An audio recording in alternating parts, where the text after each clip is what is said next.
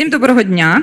Я не буду вас називати шановні гості, бо всі наші партнери, друзі, Good експерти. afternoon. I'm not going to call you guests because you are our partners and you're all part of our team and we couldn't have done it without you. And recently I was mentioned maybe project is not the right word. So every time when I use the word project, any activity that has ending and beginning, so I call a project. But I would like to mention right away that it's only the first step.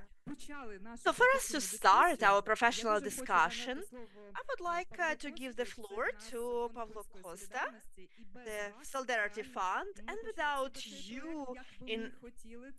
definitely this project wouldn't have started. Thank you so much for listening to us and so that we can present the results today. So over to you for welcoming words. Sorry, like we have interpretation. You can use simultaneous interpretation. You can choose the channel and any language that is comfortable for you. Thank you. Good afternoon. I welcome you at the closing conference or meeting even of the project or initiative, as Ms. Elena mentioned. It was an honor for our fund to be the partner of this initiative. First of all, I would like to thank everyone, all the co-partners of this event. That's the European Bank for Reconstruction and Development and the Ministry of Foreign Affairs of Poland. Without their financial support, this project would never have happened. Then the Federation of Employers of Ukraine, which initiated this project and this initiative, the driver of this initiative, then of course the National Qualifications Agency, which took on the burden. They used their resources and they organized the majority of working meetings which were absolutely necessary in the course of the project. Then the Ministry of Economy, Ministry of Education and Science of Ukraine, which also participated in different discussions. And I have to mention the team of the project in this very narrow sense of this. So the project team, they work very hard, they have done a lot of work. And of course, the team of experts they are the base for all of this. We've been working in Ukraine since 2012.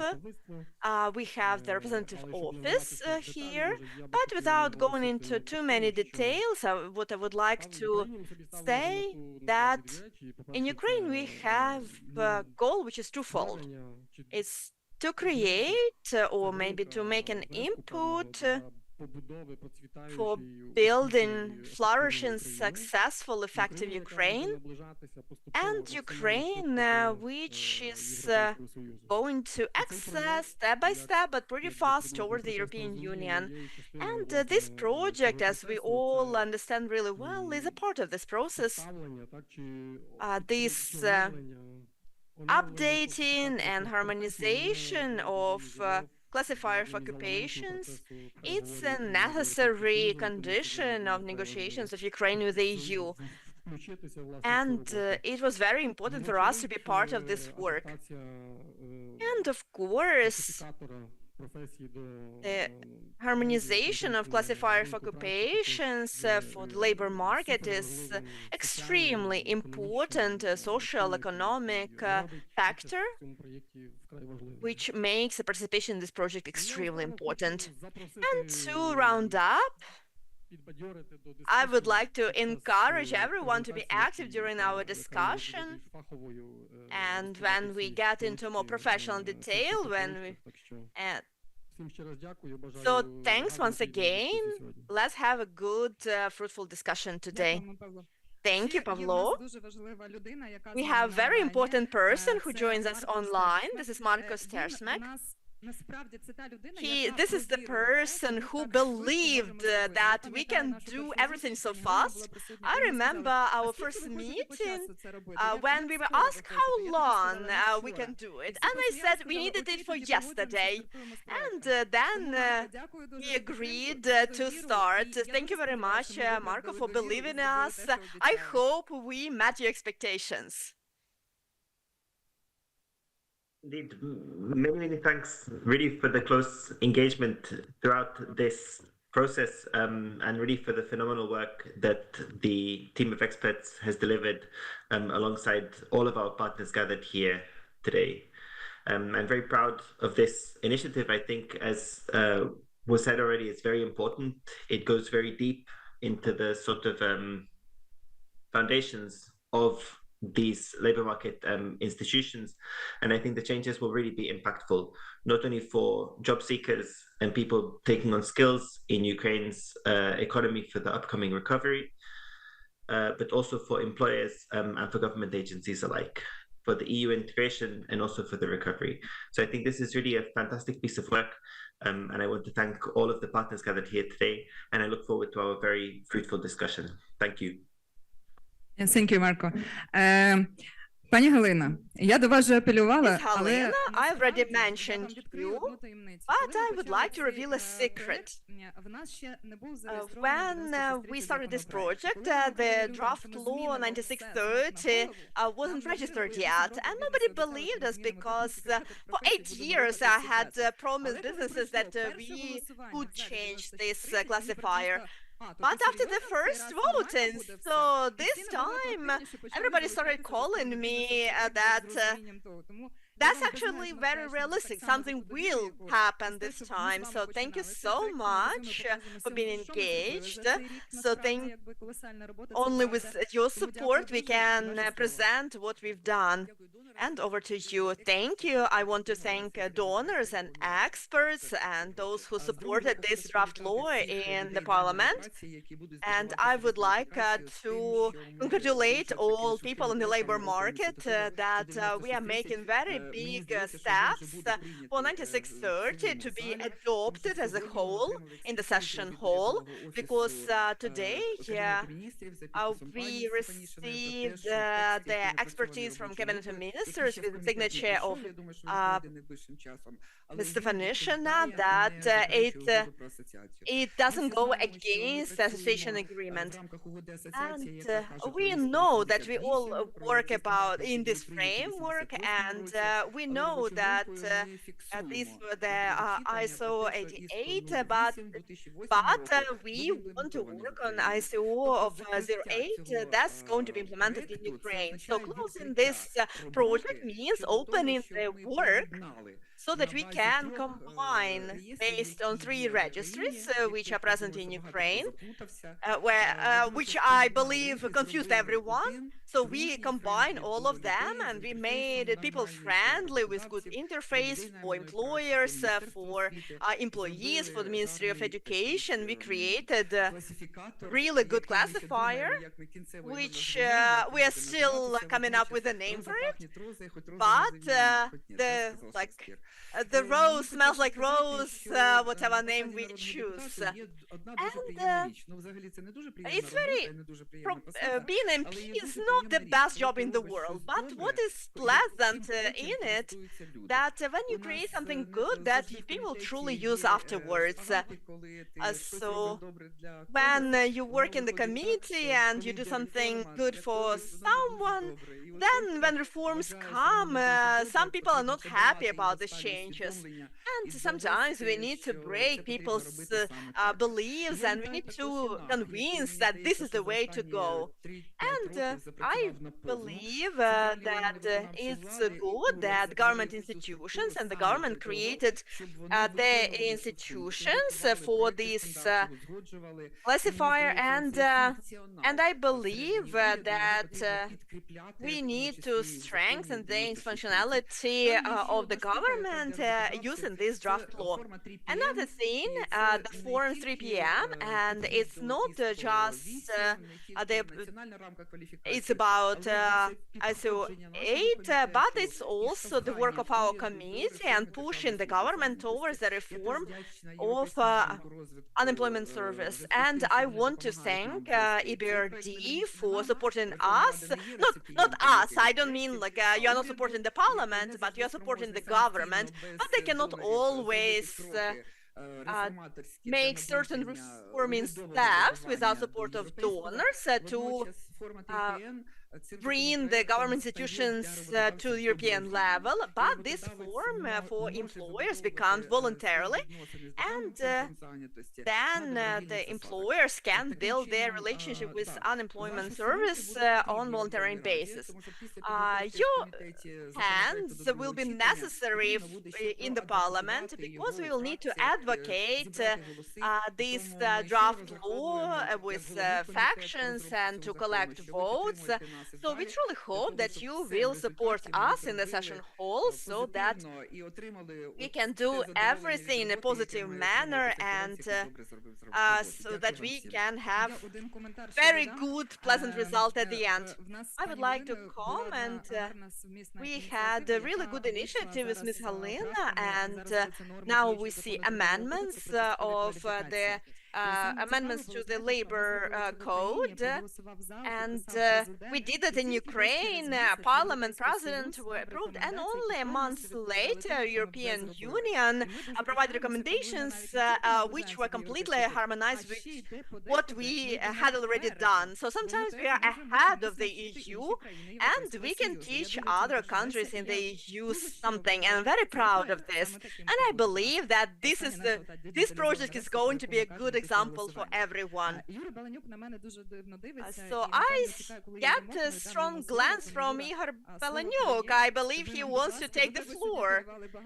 So you've been mentioned many times, and National Qualification Agency, this is one of the examples how the government institution can work to support people. So Yuri Belanyuk, I want to thank for this gathering, and I believe that Pavel described everyone very clearly. Marco mentioned the support of the process, and it's very pleasant to see that we have a banner of the Federation of Employers, we have Confederation of and we have experts in construction, medical, defense, and other sectors which are very important for forming their demands for systematization of labor force here in Ukraine. When I started to look in depth into Ukrainian legislation, I saw one abbreviation, ZKKPTU, and it was all around Ukrainian legislation. But what does it stand for? It means, so this is a unified classifier of positions and professions. But what does it mean that we have this abbreviation in Ukrainian legislation? It means that we use general space of labor market with our enemy. So integrating the European Union is not about our hot hearts and European flags. It means that we are moving towards international standards, European standards, and we speak the same language with our friends from Poland, Germany, Belgium, and the Netherlands and others. It means that we show that we have opportunities come to us with your investments, and they show their opportunities of where labor mobility can be organized. The EU it means the same principle, the same language, the same rules of the games, a similar or united economy. We speak the same language. And the share of human capital plays about a 30% role in this, according to experts. So this is very important progress towards integration with the European Union, which is integrational and progressive. If this is useful for the Federation of Employers, if this is useful for the Confederation of Builders and other trade unions that are involved in this process, so this is going to be helpful overall, and I'm thankful to the Parliament, I'm thankful to Halina, to Olha Koval, because they are the drivers of this entire story at the legislative level and in its implementation, because it cannot work in any other way. It's not enough to just want to do this. We need to get this done. Anna Mykolaievna read out one letter here, but I think she has 7 or 8 arguments provided. So we cannot just lock up ourselves inside this office. You cannot just work in isolation as a public official. You are a public official. This means that you serve the country. We cannot decide single-handedly what a UAV operator is going to be like, what a sniper is going to be like, what a dentist or welder is going to be like. This has to be done in the professional environment. This professional environment has to take this to a certain stage, and then the country should create some rules of the game that is going to be based on that data. That's the only way that we can work effectively, capably, and reduce the skills gap. I understand that if we have 96-30, I'm not very happy about this, I will tell you honestly as an administrator, because additional tasks and commitments will be placed on the agency, but I'm very happy as a citizen of this country that we are changing this country, and the National Agency of Qualifications already said that we are going to do everything that is prescribed by the law and that the government assigns to us, at least as long as I'm the head of this agency. Thank you. Glory to Ukraine. You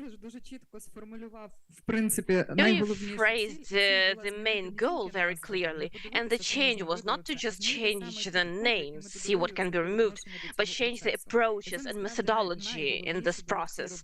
And this was the most important aspect of this work, because technically changing the names, that's not very difficult. Changing the methodology is harder.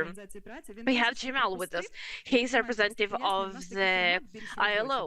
Jamal, we have this sort of working format, so I can give you the floor now or after the presentation. Yeah, that's my move here. Let's give you the floor later, since you agreed to this.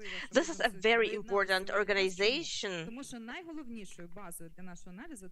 So the most important analysis system for us is the ecosystem, and we analyzed it to align it with what we have. That's the most complicated part of our work. So I'm very thankful to ILO for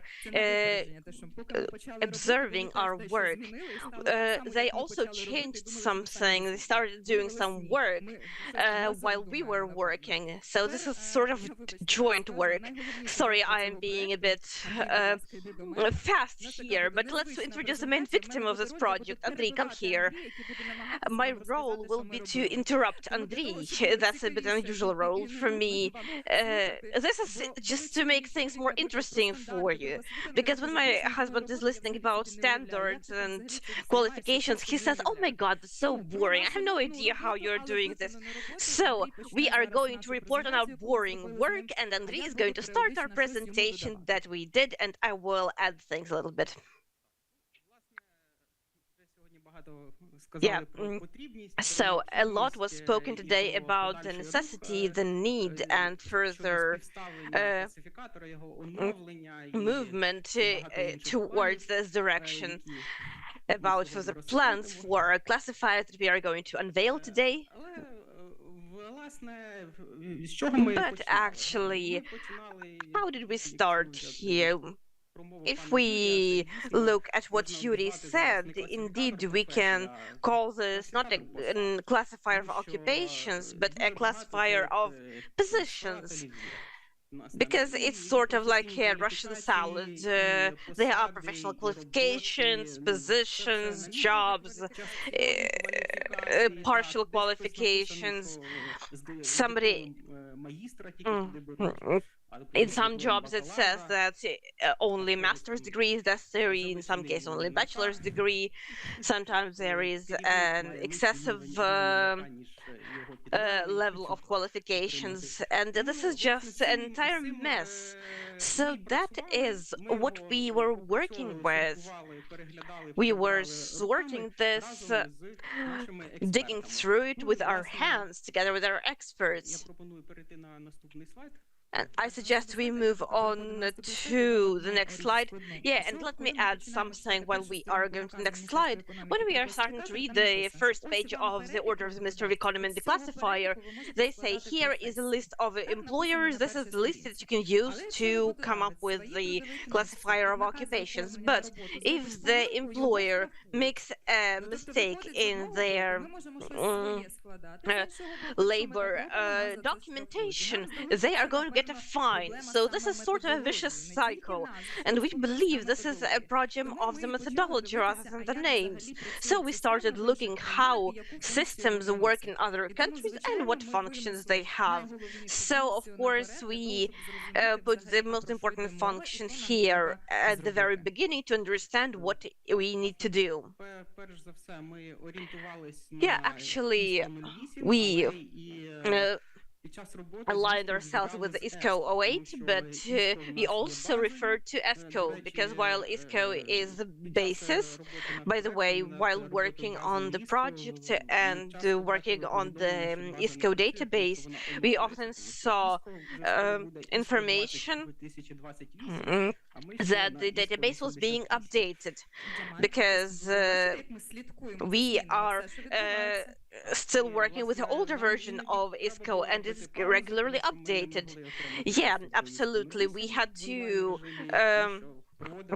make some pauses, take breaks, because there was technical maintenance for the update of the system. And over this time, ESCO also changed the interface a little bit. We weren't able to record it at the beginning of the project, what it looked like, but this is what the homepage of ESCO looks like now, and it actually correlates with the methodology that we used to start working. Yeah, we started using classifier to understand what is a position, what is an occupation, what is a qualification. In our legislation, it's actually professional qualification, and where the skills go in this hierarchy. So we recently saw that this was actually published on the ISCO website, and we understood that this was actually done in line with what the ILO is working on. So we are going in the right direction. Yeah, and of course we studied digital versions of how this works in European countries. You see Poland in the middle, you see Czechia on the left, and we also looked at what was happening in the US. I think in the US they have the most user-friendly interface that inspired us. and prompted that that's what we need to aspire to. So this is not only for the public service for employers, but just for citizens overall. So where citizens could go, what average salary they can make, what qualifications they need to obtain, and if we have data exchange.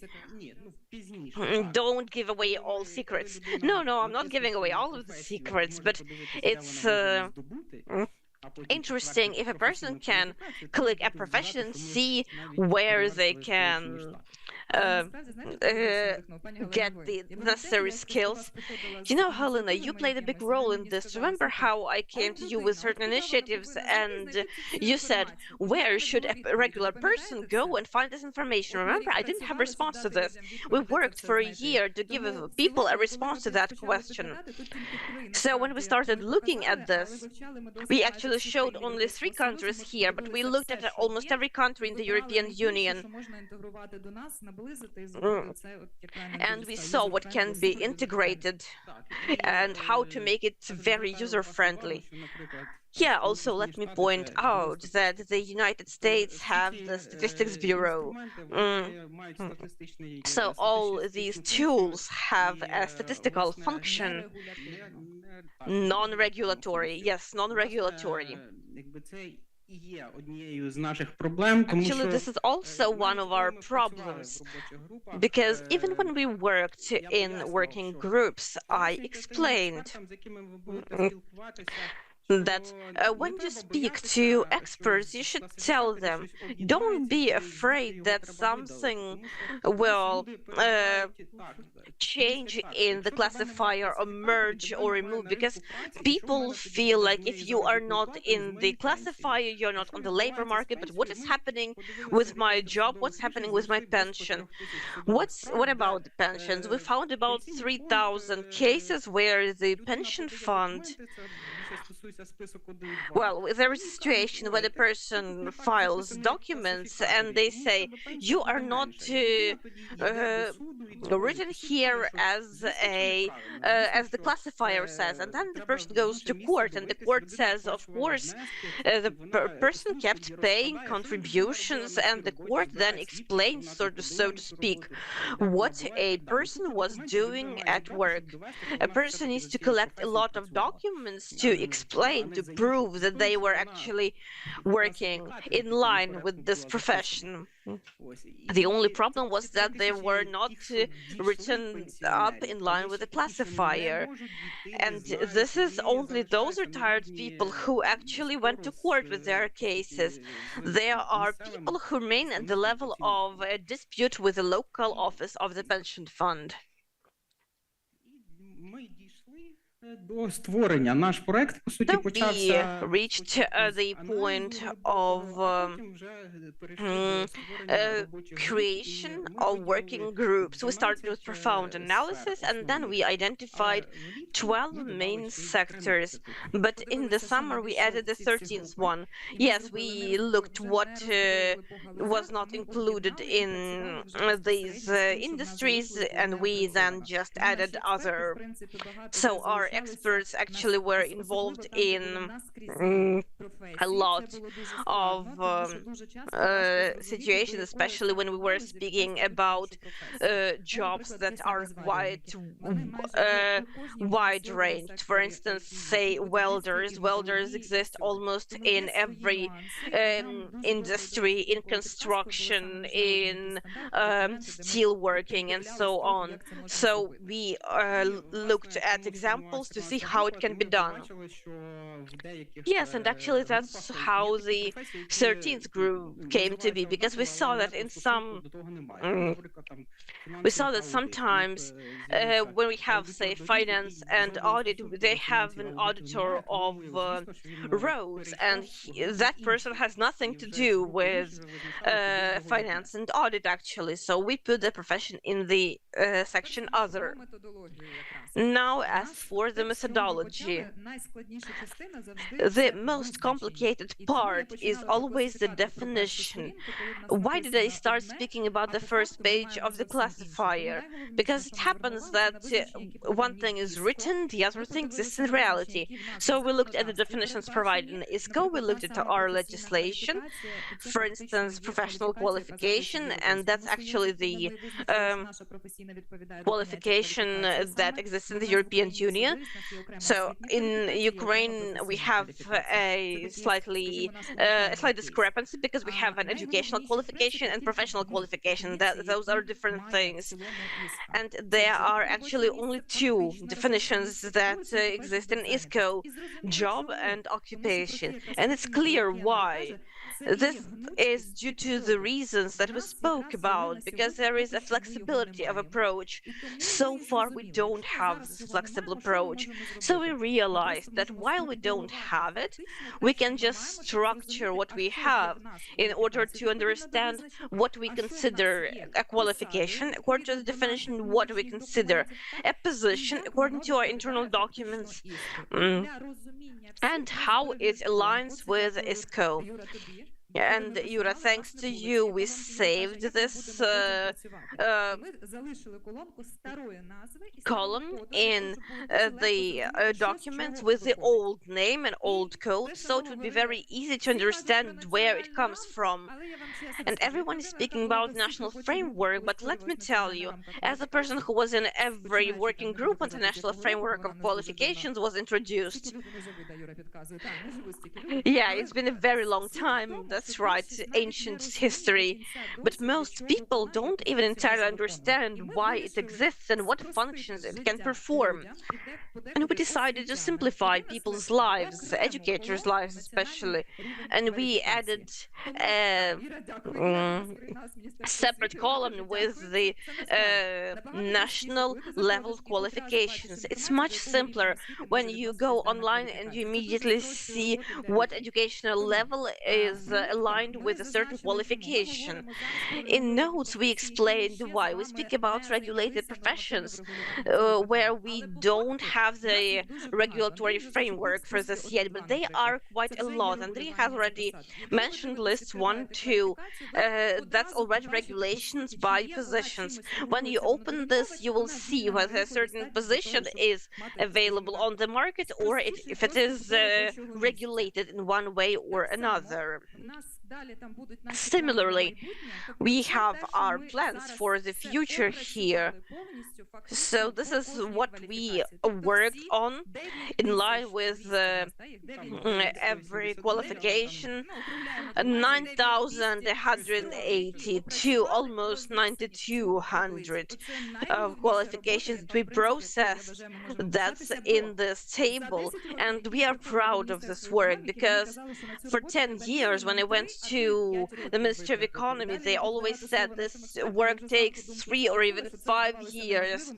And I already heard this idea in the morning that this was theoretically impossible. But no, it is possible. So, but we do have the numbers to prove it. This is what we did, what worked for us.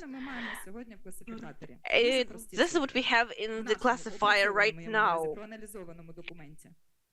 In our processed document.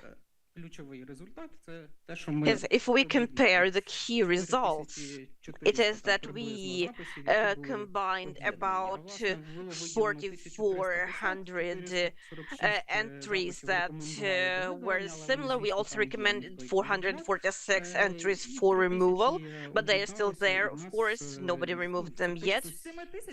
We also combined 3,000 professions according to the methodology, and we have now slightly more similar numbers to what we have in the EU. We are getting closer to the European Union. There is still work to be done, but you see, we have 4,400, let's say Poland has 2,500, so we can have something to aspire to. Now some fun examples.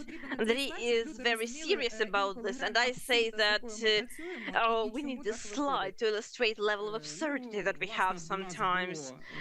Yeah, we actually had 25 different types of welders.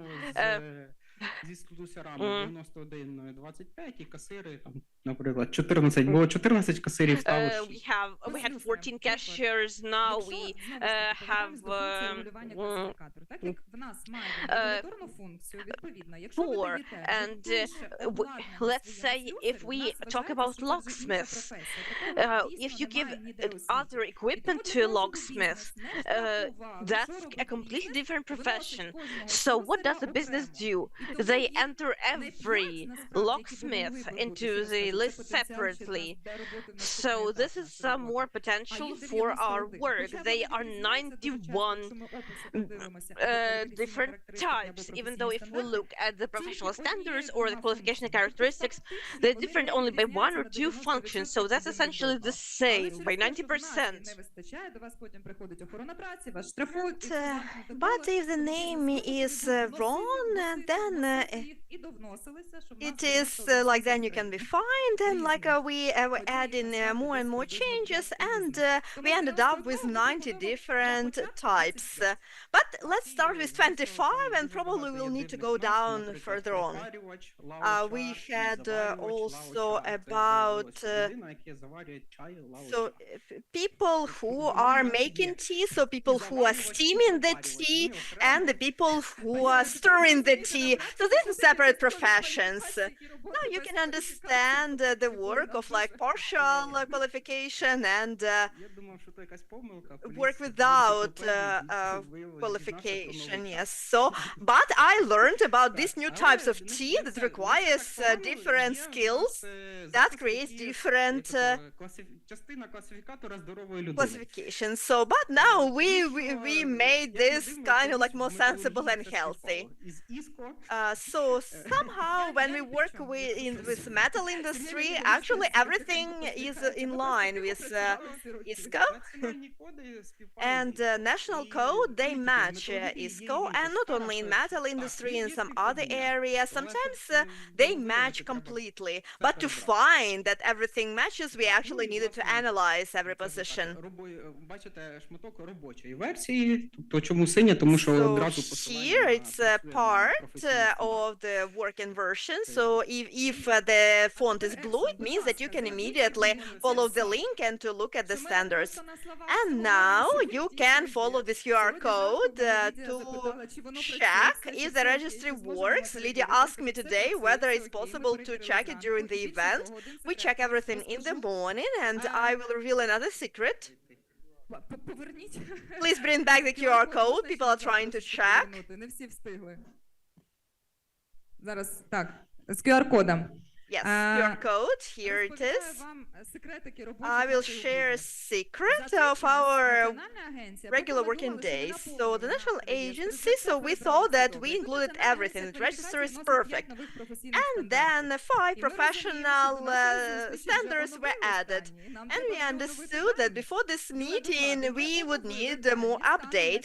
Yeah, so we updated it up to today. So when we were inputting changes, also we needed to input all the updates into our document. So the document completely is updated up to all the order of the Ministry of Economy and the Qualification Agency. So you can find all the standards or the qualifying characteristics. So, and absolutely with every entry. I like that at this moment everybody's using their phone. It's actually a good sign. You are really interested. О, мені подобається. Мікрофон. Будь ласка, в мікрофон, щоб можна... If you have comments, use your microphone, because we have some online participants as well. I know that these discussions have been organized, and there was no final decision of potential algorithm how to remove not relevant positions. So how do you see as employers, for example, how can it be comfortable for you as employers for you not to confuse statistics? So how should we remove, exclude? So what can lead that we can maybe exclude or remove some positions, for example, at the end of a year, or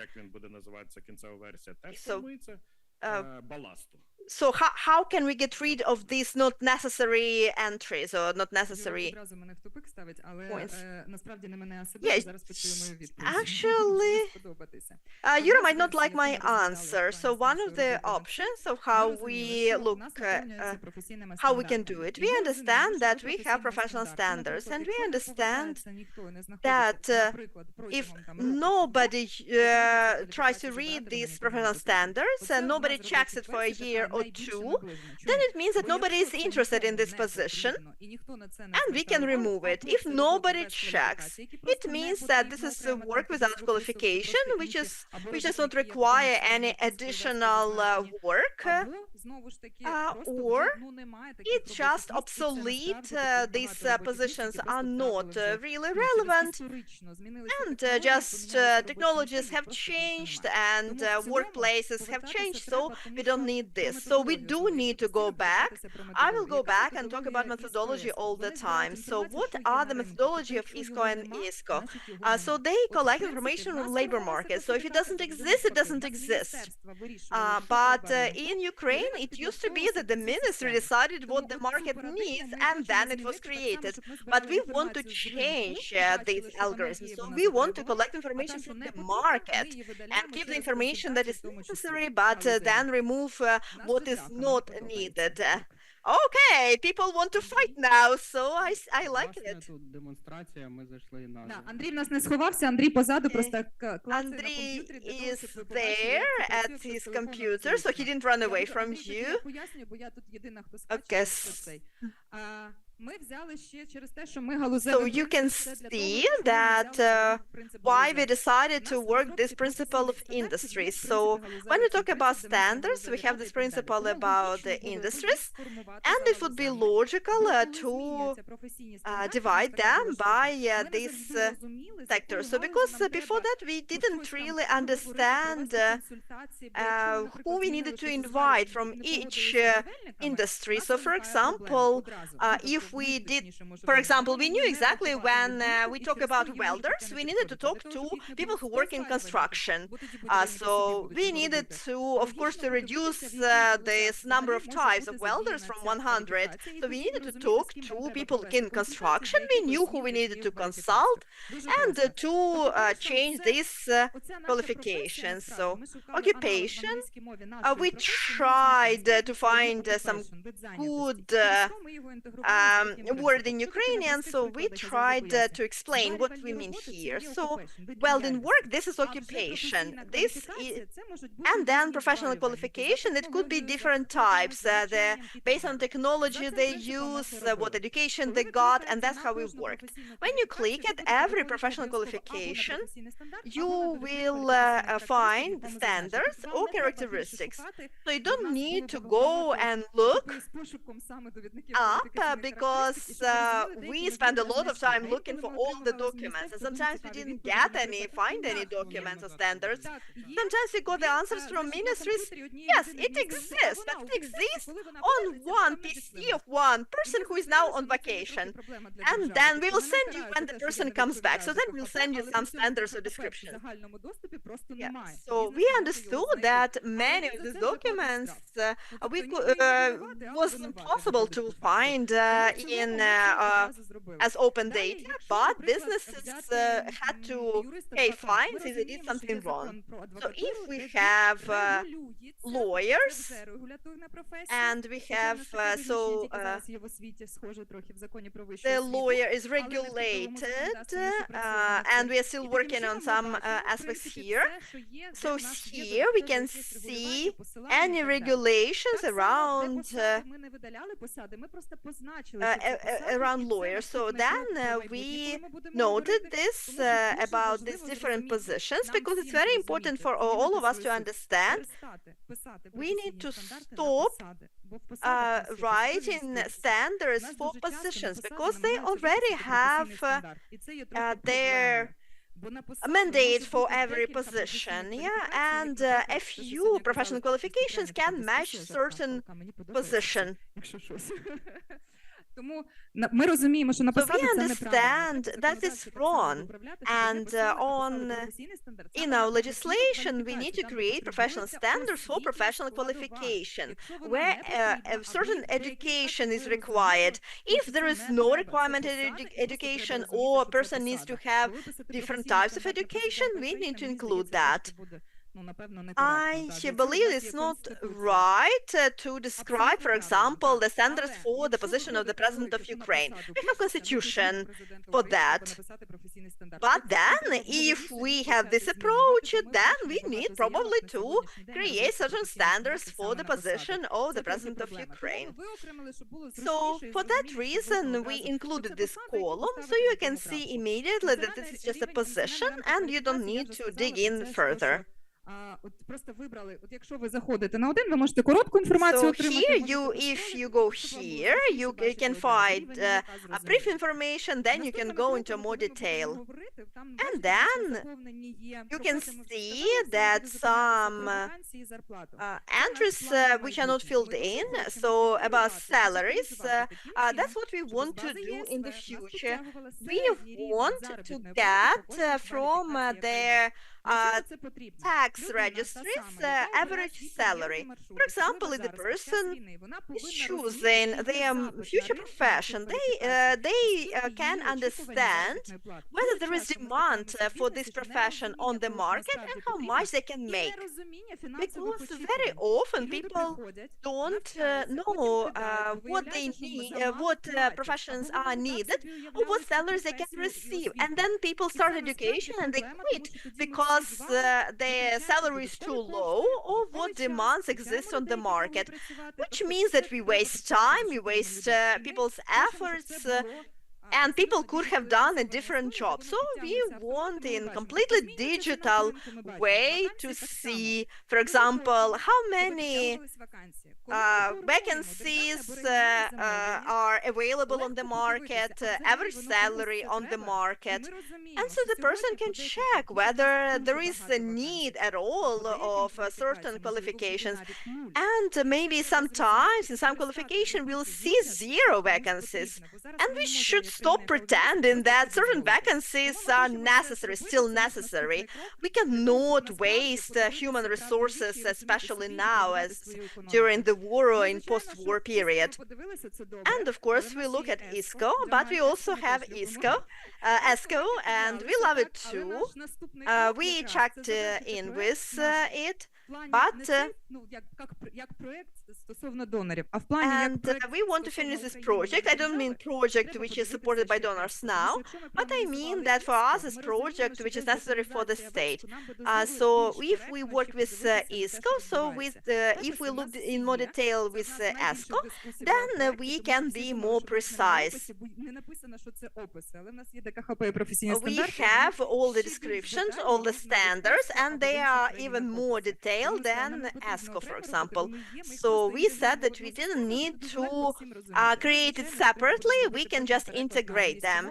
And of course we'll need to translate all of this into English so that we can integrate, and any person from any country in the world can track and see what we are talking about. Moreover, we talk about bringing Ukrainians back to Ukraine, and it will be easy for us to understand the recognition of documents without any additional requirements. So people will see that the person can come back to their workplace without additional year or half a year of training, retraining, additional documents, because when people see how complicated it is to confirm or reconfirm some of their skills, then they don't want to come back. And of course it is safer in Europe now anyway. So we need to do everything possible to make this way simple.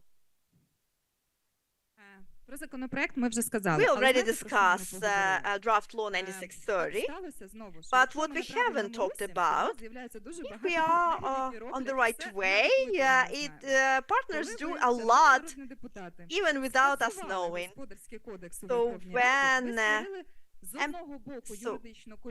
so there was certain confusion about classifier, but on the other hand, we have draft law 9630, which is correct in this confusion that was created, and now we are moving in the right direction. We can avoid this legal vacuum, how we can fill in this with information. So for me, this is a great achievement, and we received 276 votes, which is really good support in Parliament. Not all draft laws get that many. I always show you that we are with you, you have our full support, and we hope that we'll get as much support during the second reading. And I always say that it's good to live in the country where everything is great, economy is great, no war, lots of many projects, but it's not the case in Ukraine. We have limited time, resources, and we cannot really plan way into the future because we don't know what's going to happen tomorrow. But sometimes we move much faster than other stable countries. So what we managed to do over the past year, I saw your eyes at the beginning. There were not many people who believed in us. So experts had so many doubts, and they expected that the project was going to be expanded. But we managed, and I'm so proud of all of you. You are absolutely fantastic. You gave us great advice. You were pushing us. You tried to make it better. So I'm very proud of our results. And now I want everyone to say out loud how much you hate us. I want, because we forced you to do all of this, we want to hear your piece of advice. We want all digitalization. We want include ESCO. This is very difficult. It's not popular work. It's technical work. It's not PR campaign, no ribbon cutting ceremonies, but it influences absolutely every person in the world. And I believe this is the most important achievement. So now I'm going to give the floor. So I'm giving the floor to Ira Shumik, so because she needs to leave early, as she needs to catch a train. So you remember that Ministry of Education, everybody from the ministry were present, and you said that it was something necessary, absolutely. So what do you think? I'm as a teacher, I need to stand up. Good afternoon, dear colleagues. Sorry that I was late, but going back to the topic of this meeting, of course, it's not easy for us in education system to work with obsolete documents. Also, it's not easy to work when the names of profession, they transform so much in the whole world, but we still follow old Soviet or inherited from Soviet times names that cannot make vocational training popular. So now all employers say, and we now try to visit different regions, and we open new training centers, laboratories. Everybody, all employers say that they don't have enough qualified personnel, and in order to achieve high quality of education for professional workers, of course, we need to be on the same page, to have very clear requirements, and these requirements should be formed by employers, not by ministries. And we are so grateful that you did a big part of work. We don't need to do it anymore. And of course, working with digital tools. Actually, today in the morning, I had a big lecture about AI, and that we discussed, we looked at how AI can be used in education, how it simplifies people's efforts, and how we can use it in a positive manner. So I'm I'm extremely grateful that we can integrate ISCO and ESCO, and that's what we've been working on with European Education Fund for this qualification to be digitalized and detailed. And here I can talk not only as representative of the Ministry of Education, but also the member of the National Qualification Agency. And I would like to say some good words about great work of this agency. So, Lena, thank you so much. I shared QR code with my colleagues. Now they are using it actively. And I hope that this will be a great foundation for us, how we can structure educational requirements and the result of education for every classification. It also spoke about AI, and I forgot we also were going to make a slide about our assistant. There was another hero that we forgot to make a slide about, because we also used AI, because the human nature is to be erroneous. And actually, AI did find some errors that we had, so we are very digitized. We have already used AI in order to analyze our own work in this. So if somebody is lazy to do something, our AI is already trained to work with documents. And now, since we are going to talk about education, I want to give the floor to Oля, our accomplice, I call her, because you know, well, yeah, it's a joke, but we do have a camera and we have people online, and unfortunately the camera works in a way that I'm going to ask you to come up here. Oля is the head of the subcommittee for professional and technical education, and the discussion about the national qualification framework, the way we are going to work. We want an updated draft law. I think we can find responses here. Do you agree? I do agree, because we actually looked for some answers together. I don't know if Olena remembers this, but I want to remind you how we were going from Zaporizhia, and Olena had just this sheet of paper on her knee, and she was drawing how she imagined a modernized classifier. And actually, we do have a lot of things from that original sheet of paper in the final version, but I really like one column that is quite important for the educational level. It is the educational level. We have a lot of discussions about where we need a certain specialization, profession, at what level we need to train people for this, vocational or higher or master's degree and so on. And this particular column will give us that information, because we have a lot of training of professionals. I'm not going to yeah, I'm going to say some unpleasant things, but I think we have some people who get too much training for too long of a time, and this is a key thing for our country, because our labor market needs experts not tomorrow, not in 5 years, but yesterday, like Olena likes to say. So this part is very important for us, and the two last columns are also very important. They need to be aligned with registers, but it's very important to include them. When you speak with future applicants to universities, and when you carry out professional orientation, students usually don't understand where they are going to work, what pay they are going to get, where their future is. They are looking at a pretty name. A pretty name is great, of course.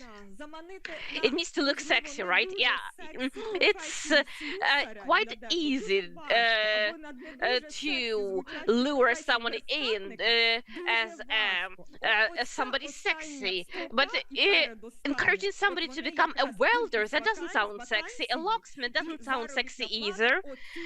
So those final columns about the salaries and the professions are actually things that are going to encourage people to go into professions that are not traditionally considered sexy. Digitization is also very important because a lot of people who are even connected with this area, they didn't understand. I don't think it's about the future, it's about right now.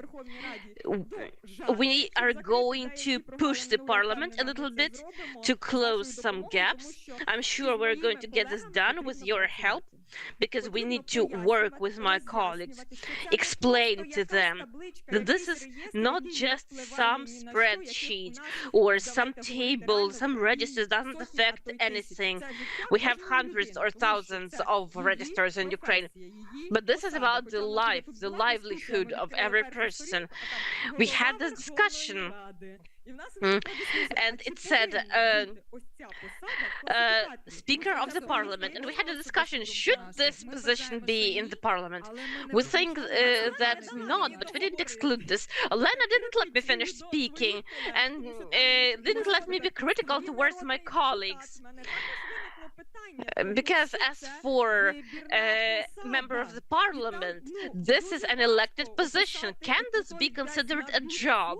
Because it's very hard to describe the entire range of functions that this person should perform. It's very difficult to describe a profession, level of education. Obviously, this has to be quite a high level, but the Constitution doesn't say that actually. You see, so there are more requirements to assistance to MPs than to MPs themselves currently. So here there is a discussion about how we need to work and how painstakingly we need to analyze every single line in this project, in our document. And how many professions we have now? 4,400. I think this will greatly reduce, because after a while there won't be any demand on the market. Obviously, now experts cannot just remove this. The job market has to remove this. Same with adding new lines, and education also needs to respond to this rather than just coming up with new lines by ourselves. Thank you very much. I have my own mic. Nobody took it away from me so far. But since we have this professional education, Andrei looks at me suspiciously and understands that I'm going to invite him to speak, because higher education is usually the biggest pain for businesses, because it is very financially independent, autonomous, but at the same time we did a lot of work together with the National Agency of Qualifications to look at professional qualifications and how higher education can imagine them and how we can work with them while accrediting the programs. Do you think it will help us? First of all, thank you very much for this fantastic work within this project, because about 6 years ago, don't say that I was also drawing a spreadsheet on my knee back then.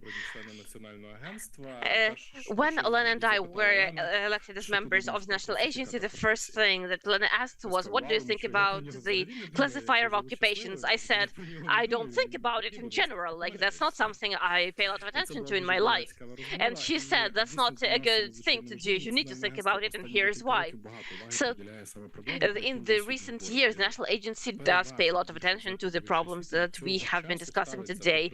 Mostly higher educational establishments look at assignment of professional qualifications as something intangible, something virtual. If you look at the list, you can see an incredible list of professional qualifications. So yeah, in 5 years, you can easily give a person 10 professional qualifications. Yeah, this has become a big phenomenon. Now we are trying to cut it down and remove these things from all documents and explain to higher educational establishments that it's not the right thing to do.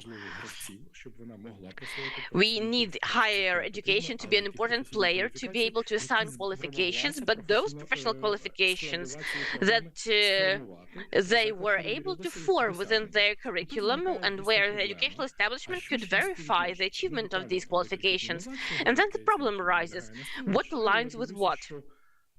Just a few days ago, I was looking at the second level of education was a bachelor program, and I was like, how did this happen? Usually it's the third level.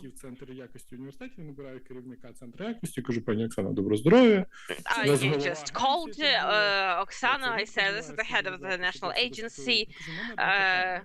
It's very rare for me to call someone, but I had a question because I was preparing for today's meeting, and I asked, how come that the bachelor's program was on the second level, and clearly a person didn't understand what I was saying? Why did I give you this example? Because this is actually a massive problem. This is a big problem. Our task as an agency is not to identify a problem, but to help the country overcome it. I'm very thankful to Elena because she was this driver that kept pushing everyone and saying, friends, this is a problem, we need to do something. And for 3 years, the agency has been doing things differently. We changed our approaches and are now using new approaches. And digitization of this process will actually help educational establishments to figure out this process that is very complex for them. As for ourselves, as a sort of regulator, we are going to stimulate this. I like regulations in this case. Yes, we are going to encourage the establishments to be interested in the regulatory framework. Helena has already left, so we are going to refer to her. Okay, we are going to reach an agreement. So, from the educational establishments, I want to tell you this is a very important discussion. We cannot have this misalignment. We cannot say that the standard of qualifications is only in the professional education. This has to be a mandatory thing, because when a person is choosing a sexy profession, as we said, you also need to know when you go and enroll in university, you need to understand where you are going to work, because there are some practical professions that need understanding, and they can become the source of new applicants. Because you can show, here is your educational qualification, here's your professional qualification, now you can go to Robota.ua and you can look at the average salary. No, we are going to include this. You don't even need to go to Robota.ua. You can just go to a classifier and look at this figure. Yeah, this is a very helpful thing. We have this very liberal discussion today. I love liberal discussions, but I'm looking that I have 15 minutes before I go on holiday, so that's very inspirational to me. And I would like you to share the methodology of using AI to analyze data. Absolutely, Andrei, get ready. Yeah, I'm very curious. Yeah, start preparing, Andrei. Andrei is preparing dissertation, I know that, so he is going to be quite busy. Don't give away all the secrets, but I have two very important guests. Yulia, you were a bit later, but Jamal, can I invite you to speak, please? Yes, Jamal is ready.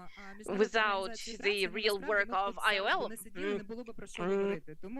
we would not have anything to do today, so you really do this work on the basis of the European Union. You follow the labor market. We are not just mimicking things, we are doing our own work in Ukraine. So over to you. Thank you. I'm going to speak in English. Save time. Okay. So thank you for inviting me to this event, and it's very difficult to say anything after this so impressive presentation. And this is very important for the Ukrainian future, to actually bring the education sector closer what employers actually need for several reasons. If you have people who go to school, 4 years high school, 4 years at university, plus 2 years master's, and they come and get employment, they realize they need to obtain new education because what they have learned in school is not applicable. This is waste of public money. It's a poor planning. Not only public, it's private money too. Private money as well, because employers have to pay for this education to get labor force they need. The country that is heavily funding ILO in Ukraine is Denmark. And what I found very impressive in Denmark is that in every technical vocational school, in school boards, you have employers and workers representatives sitting in the school board. Why? Because they have immediate influence on adapting curricula to reflect the labor employers' needs, but also to convey the message to workers what other education they have to take in order to remain employed, which means going to school is not end of education. It's when you go to retirement, then maybe you will stop with education. So that is why economy is developing very fast. Different occupations, different industries. For example, 10 years ago, you probably didn't think about occupation of drone operator. Today, it's very demanded occupation.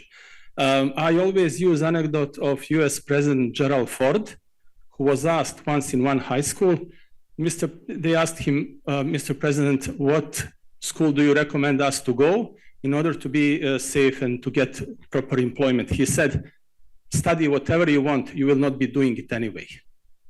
Which means education must be very, very flexible to actually respond to the employer's needs. End of education is not diploma, it's employment. And that is why this kind of work is very important to actually, in a systematic way, analyze, organize, and advise what needs to be done. And I hope we will be able to help you, but after today's event we can talk more. Thank you. Okay, thank you very much. Насправді тут Данію згадали. В мене була дуже цікава дискусія, бо ми Denmark was mentioned here. Had a very interesting discussion because we actually really consulted not only as part of our project, but overall we consulted all our colleagues that we know who are related to this issue, and an educational expert from Denmark. When I told him we want to do this and this, he looked at me and was like, "Oh my God, why do you overcomplicate it this much?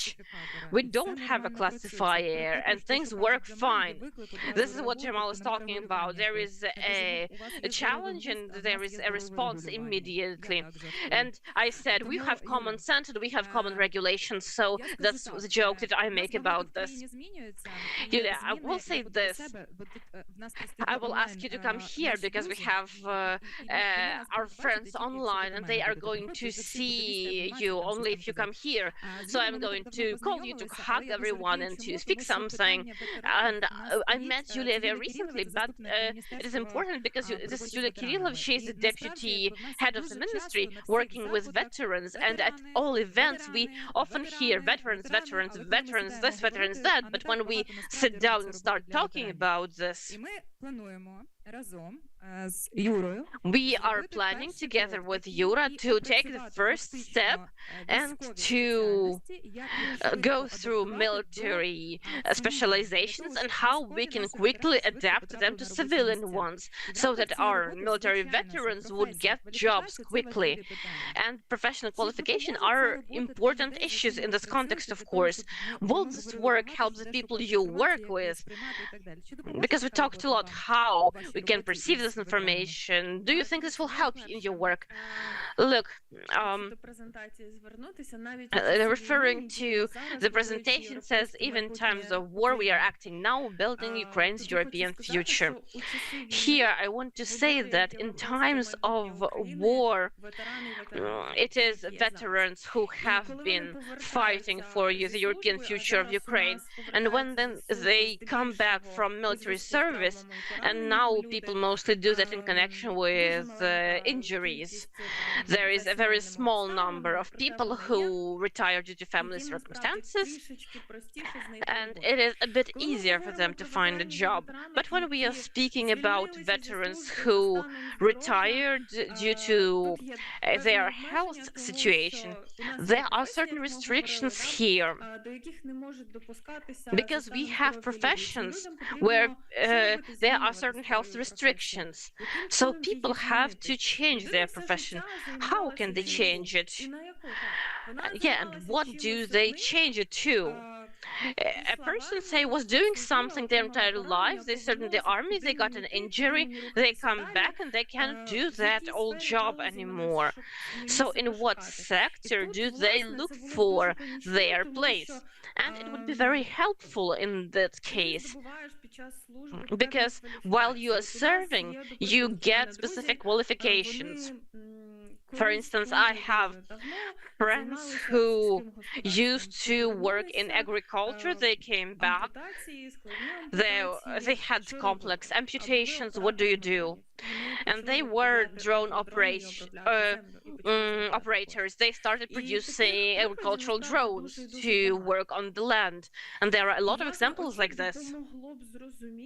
And this approach would help understand what profession can suit them based on specialization they got while they were serving, when they were combatants, because many employers come and say, we don't have enough people, we want veterans, we want to hire them, and then we can rely on these standards, and we can look into qualification that they received in the army, and then try to choose the best route for them. And we have special programs for retraining, and we can use this money for these programs effectively, make these people effective, and they will be useful for the future of the country as well. We have veterans in the room as well. So Yulia is a veteran and Yuri is a veteran, so they definitely know what this is about. And today we already started about ISCO, so you not only work with this document, you know it really well. So what do you think about everything you've seen today?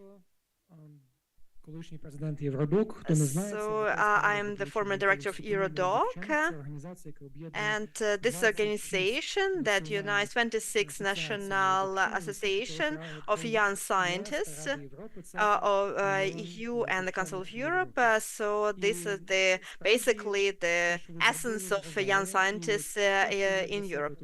And what you've done is impressive. And the first, my reaction is European integration. Because we not only need to say as a formality that we want to integrate, but integration has to be the direction for all government and private entities. It was all very interesting, and it's wonderful that you went digital. But I have a few points. First, when we talk about academia, in a good sense, I'm not talking about officially Academy of Science of Ukraine. I mean about all area of people who work with science. I communicate with stakeholders in the EU and people who work with the cloud and the AI data. They talk about this all the time.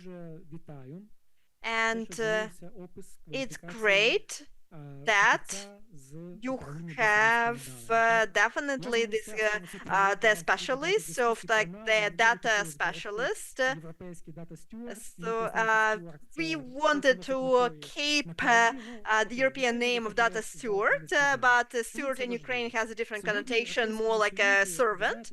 So you decided to choose a different wording. But you know that in the EU we have free movement development of good services and human resources. And basically now we have the fifth freedom. This is the movement of knowledge. And knowledge equals data and processing of data by AI. So we need to add these. We need to add these qualifications of working with data, and we need to understand that that's the beginning. Secondly, in 2018, Eurodoc developed.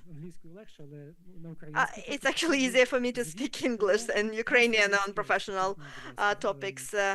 So there was developed a list of professionals.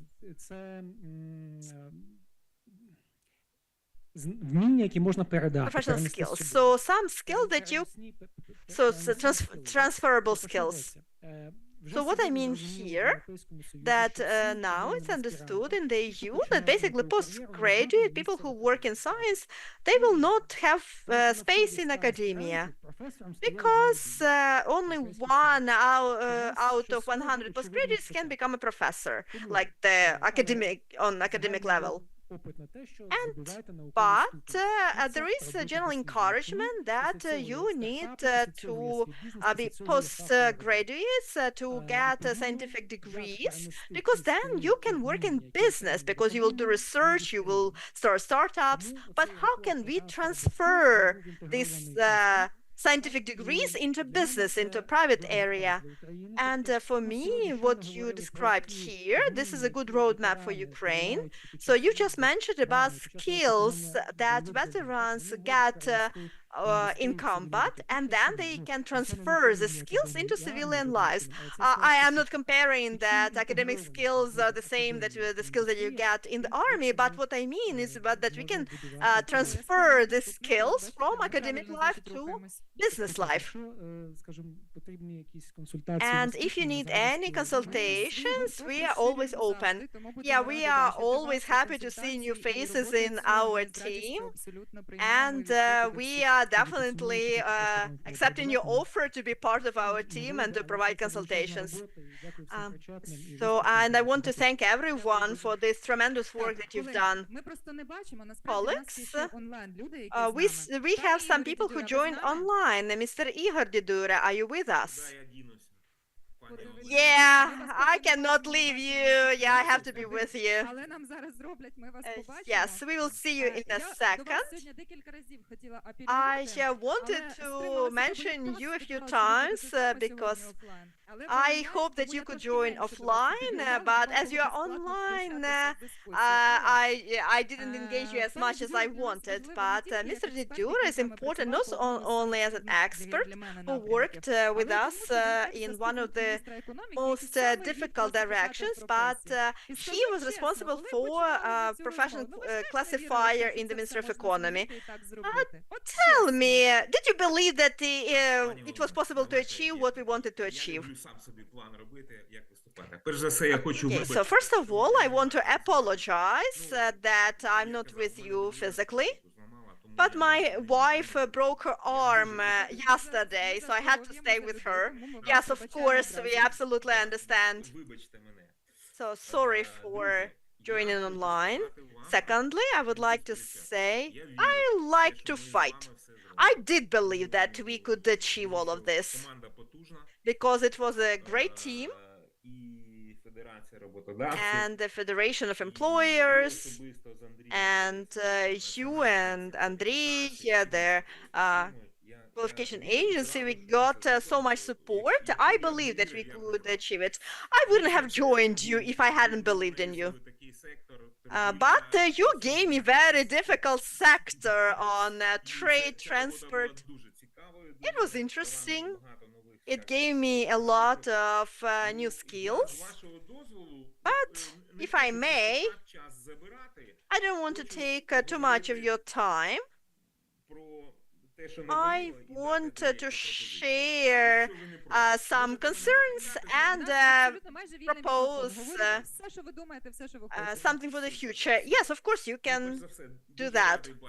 I'm very happy to see all my friends, Ihar and Jamal and everyone. It's just like I feel very nostalgic seeing these faces. I counted that 18 times drones were mentioned today.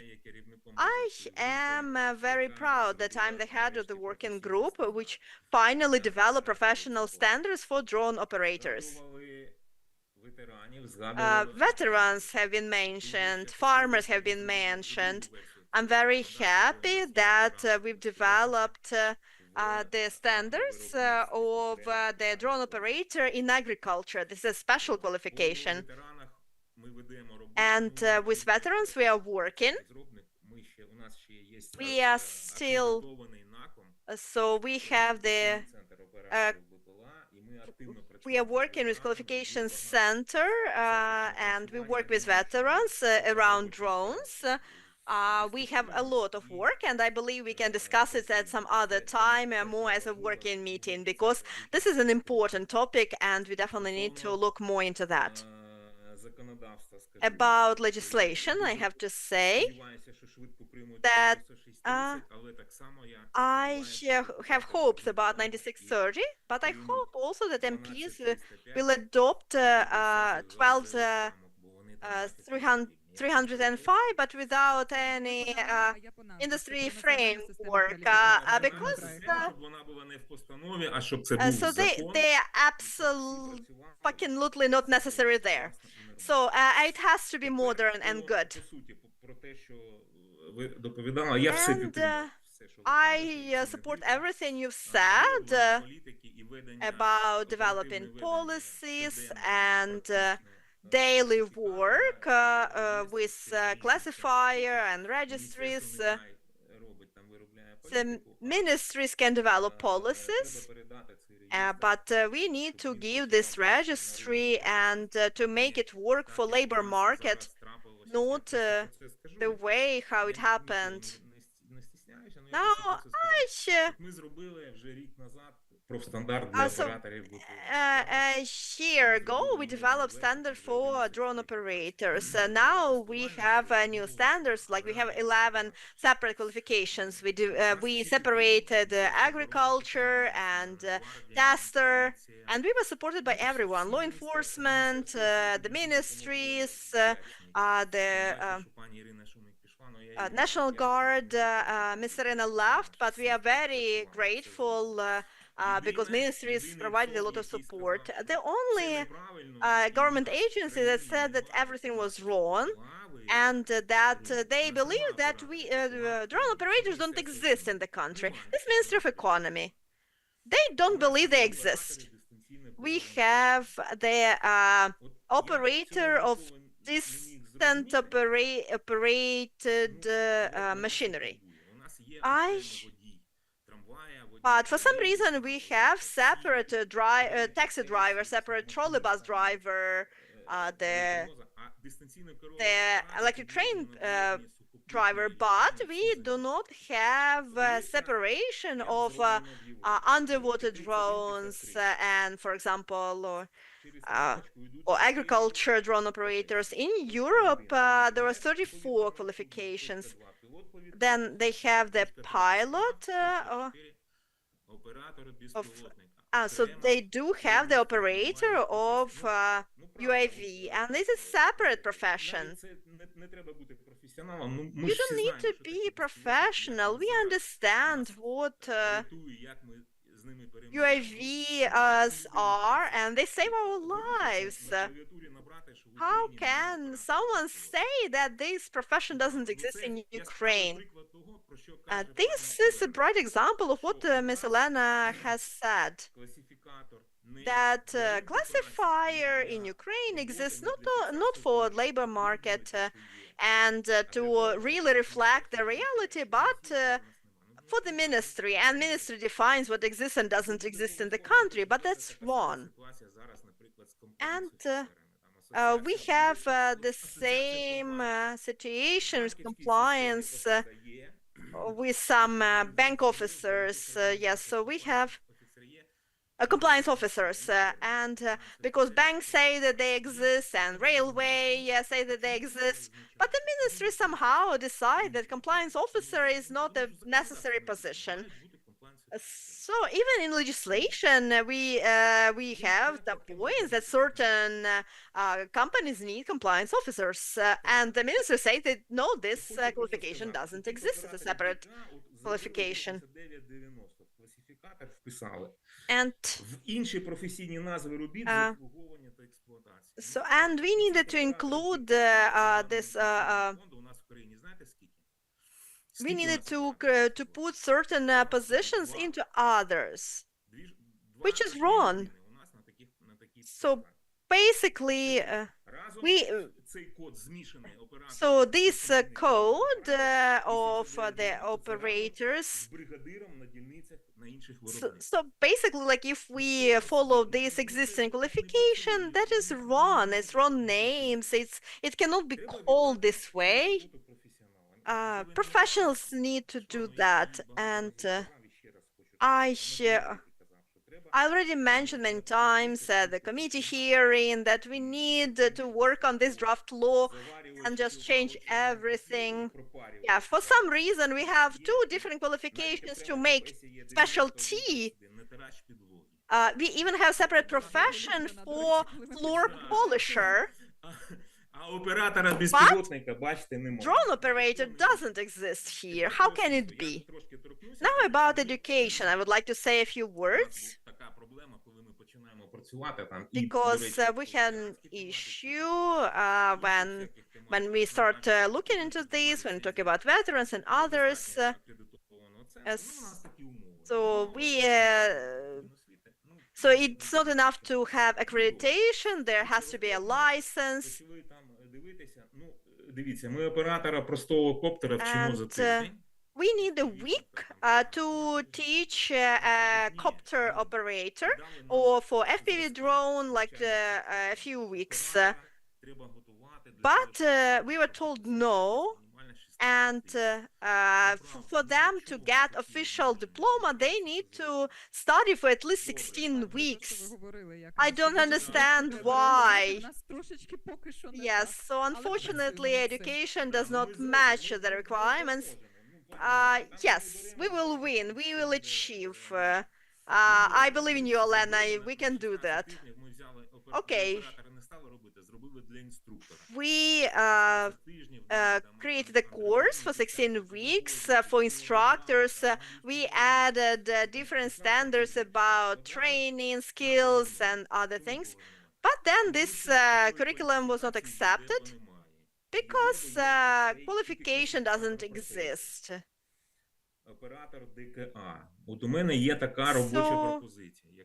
So I have a working proposal. If education needs to follow these qualifications and standards, not the official names, so maybe we need to actually use these qualifications, and we can develop curriculum for qualifications, not this classifier of professions. So maybe we need to change this situation. I think that's it. I will be very happy to work with you again. I'm very happy that I was engaged. When I met Yuri in 2021, I never thought that that's where I end up developing standards for certain qualifications. So we visited you, and then now you're visiting us. Yes, so thank you very much. I will not take too much of your time. I want to thank once again to everyone, the National Qualification Agency separately, because you're an amazing agency to work with. I want to say hello to all my friends once again. Thank you so much. It was very interesting work. We had a lot of questions around it. Ms. Elena, can I invite you here? Because today in the morning you said something to me, but I want you to say to everyone. And I will ask you to raise your hand if you agree with what Elena will say. So when we met, I know how Erasmus works well as education, so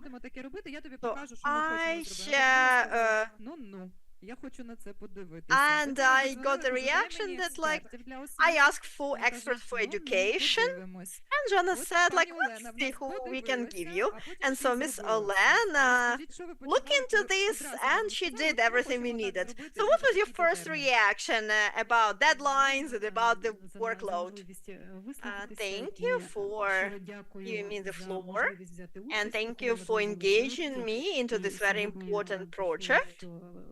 And today, I felt that we overcame all the difficulties because we saw your energy.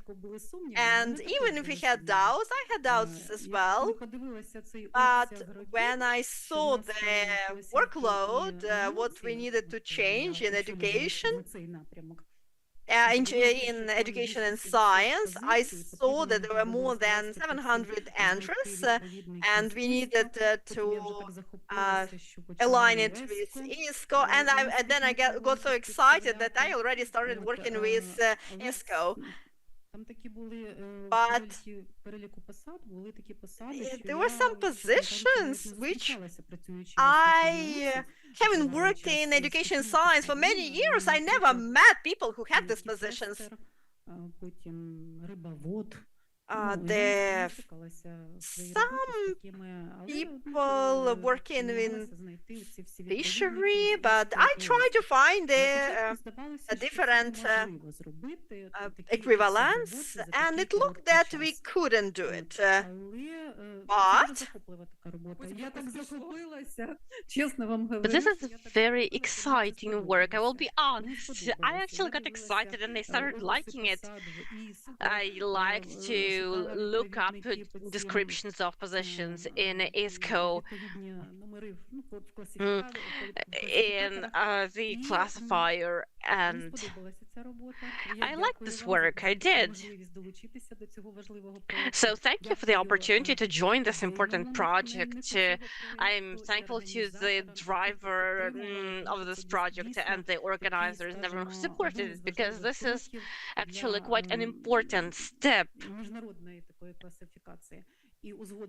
for international classification and for alignment of our classifiers with international space, since we are integrating theirs. So this is a really crucial project. I am very thankful to you, Lena. I apologize for my initial skepticism, because I'm a realist and I did think it was impossible. We like to turn impossible things into possible ones. Yeah, I actually really liked it, so thank you. Thank you. And the next step is going to be together with you. Don't just relax too quickly. But when we are speaking about this work, this is actually the first and biggest problem that we had. To get people to believe that things can change. And this belief that things can change actually gives us inspiration. Actually, Yevhen was responsible for a thing that we don't have in the classifier yet. This is the military, security service of Ukraine, and so on. And I feel like it was the biggest challenge for them, because when you look at what already exists in the classifier and you break it down, it's very difficult. It was an enormous challenge, and the most time was taken to understand how this can be done. But then we quickly got this done. Let me just brag a bit and say we're very fast. But yes, the hardest thing was to find the mechanism. It worked. Nobody believed this. I think Yevhen himself didn't believe that it was possible to achieve this. But we have a result, and it's much more than we could have ever imagined. So that I don't start sort of calling you out, can you tell me that you who didn't believe in the project? Oh, everyone did. Okay, then we can continue. Ivan, you have the most important, the most problematic sector today. We sort of violated Ivan twice, pardon my language, because he was responsible for the legal sector and the energy sector. And as for the legal sector, I don't know if we can speak about this after the events with USAID, but in USAID there was a project to remake the legal classifier. And the first thing when we saw this, we called them to see their groundwork, like why would we do the same thing twice? And actually, we worked on the results of their work, and we used part of their work, but according to our methodology, because they used the classic methodology, so to speak, but we also processed this. So all the work that was done on the market in relation to this, we tried to use all of this. But energy is a big challenge in Ukraine. Do you think this will help the energy sector handle what is happening? Because, for example, Jamal, remember we were at a meeting when our Danish expert was offering projects about energy-related education. Yeah, that's why I'm making so many comments here and there. I actually wanted to introduce Ivan to you. This is our energy association, so this is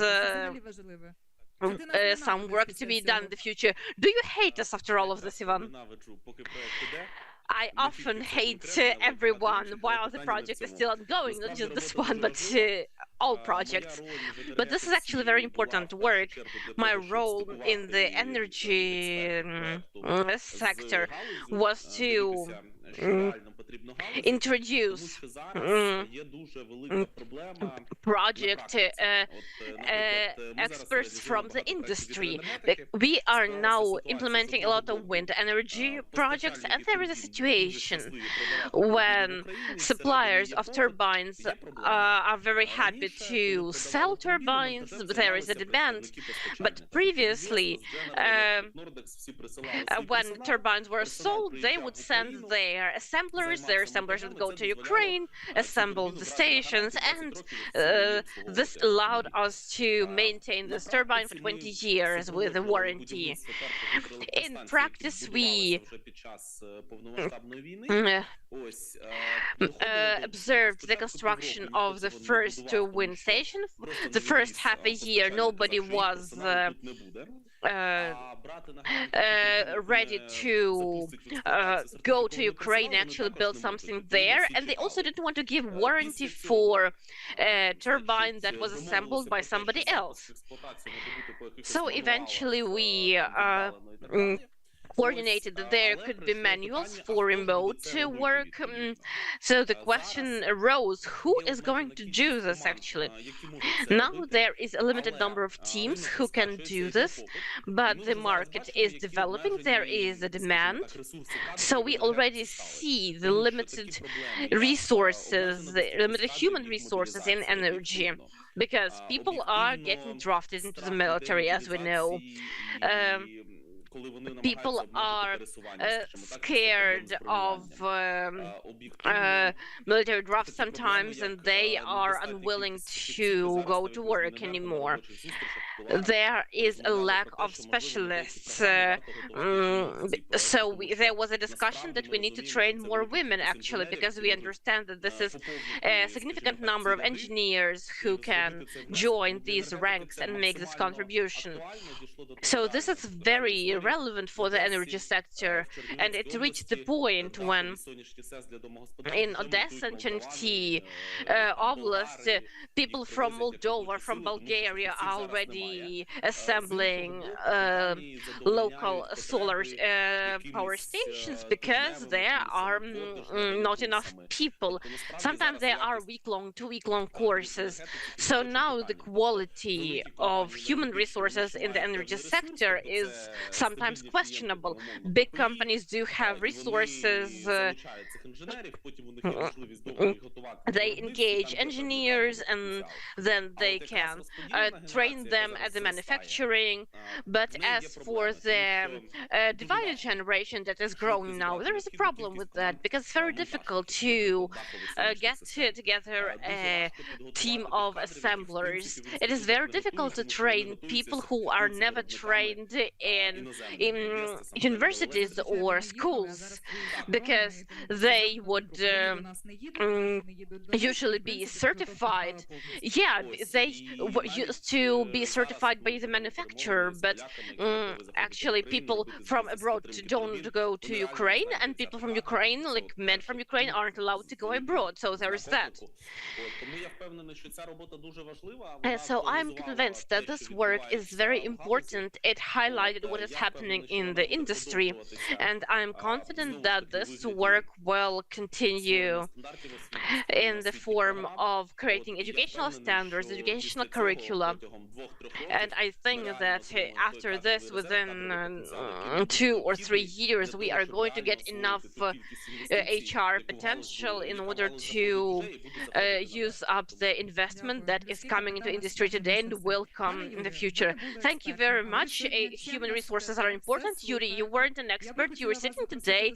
You are just sitting and listening here. I want to invite you to share your impressions as a person who heard. Are we all normal or not? I think we have a very good moderator who keeps people's attention without coffee breaks. Yes, I already heard people making remarks that I don't let people have coffee, but I will not let anyone go, because you will not get back together then. There was a very friendly atmosphere here, actually. I see that all agencies and all experts know each other, they have met, they are aware of what is happening, which is firstly very important for constructive work. When people know each other personally, that makes the work much faster. You don't need 100 of approvals, coordination, and that's much easier. As for the classifier, I can say, not as a Council of Europe employee, but as a lawyer, because I used to work as a lawyer. And when private companies would approach us, like, that was one of my first tasks, can you find us the correct professions from the classifier of professions? So I felt that maybe something was wrong with the classifier of professions. That's how I got introduced to it.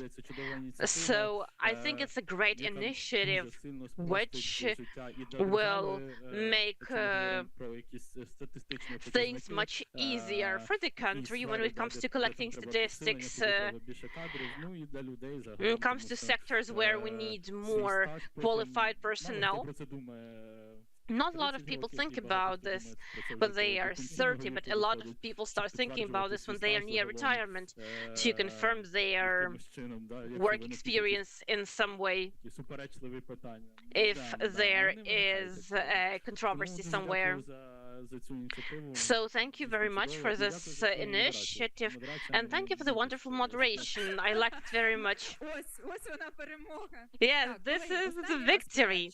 Okay, colleagues, I'm asking for the last time, out of my experts, you see, I am not ashamed of saying my experts, because I remember how we convinced everyone. Does anyone want to add something, or can I let you go to have a snack, coffee, tea?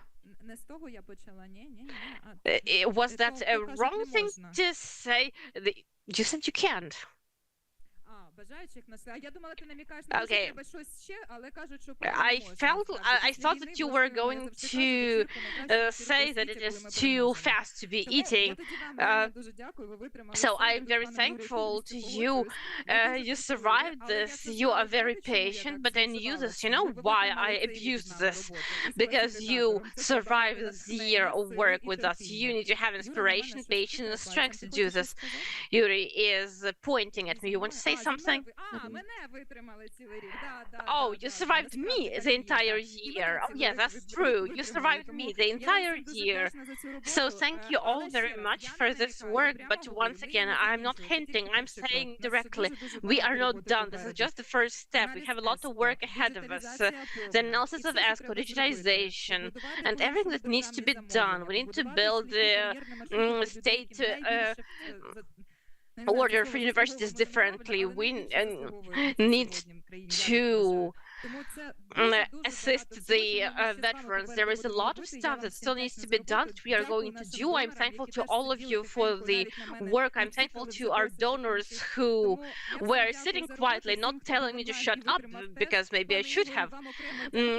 Those who were online also, thank you very much. Yeah, thank you. We were trying to be positive, but indeed there are a lot of details in our work that we find out in the process, and we understand. Jamal, you know, we are saying, we are sort of hinting, but we also found mistakes on your ISKO website. So this is not an innuendo, but we are ready to share the mistakes that we found. Very often these are mistakes in translation, which is also an important point. This is why we are working with codes, not names, because a code is easier to identify than a name. So thank you very much again, and now I would like to invite Haldian here to give him the floor, but I think he doesn't want to do this. Hena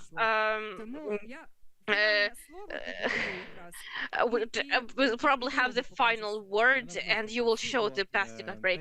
Yes, I sat there on purpose, because if you sit where I was sitting, you will see what is written there, and what's written there is the place where victory is created. So I think that today we summed up a lot of victories, and we are moving towards the first one. Glory to Ukraine. Завжди найважливіші функції, в нас там трошки вище є всякі смачні штуки, тому I do have a lot of fun things ready, so I invite everyone to join.